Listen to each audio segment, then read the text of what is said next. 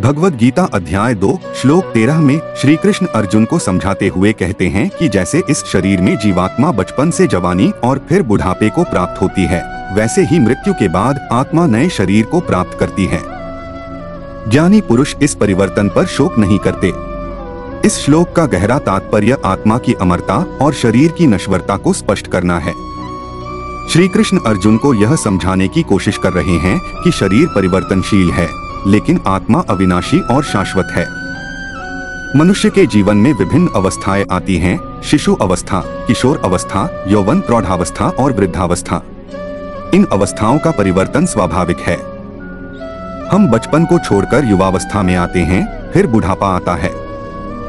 लेकिन इन परिवर्तनों से हमारा असली अस्तित्व नहीं बदलता, केवल शरीर बदलता है। जिस प्रकार बचपन से जवानी में प्रवेश करना एक स्वाभाविक प्रक्रिया है, उसी प्रकार मृत्यु भी केवल एक बदलाव है। आत्मा पुराने शरीर को छोड़कर नए शरीर में प्रवेश करती है, जैसे एक मनुष्य पुराने वस्त्र त्याग कर नए वस्त्र धारण करता है।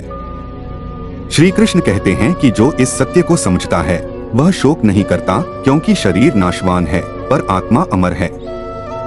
मृत्यु अंत नहीं, बल्कि एक नए जीवन की शुरुआत है। हमें अपने कर्तव्य का पालन करना चाहिए, न कि मोह में फंसकर दुखी होना चाहिए। यदि हम समझ जाए कि आत्मा अजरमर है, तो मृत्यु का भय समाप्त हो जाएगा। जीवन में कई बदलाव आते हैं: करियर, रिश्ते, स्वास्थ्य।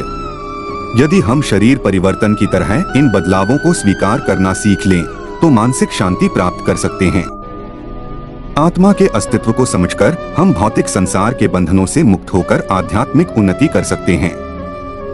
भगवद गीता का यह श्लोक हमें जीवन की अनित्यता और आत्मा की अमरता का संदेश देता है।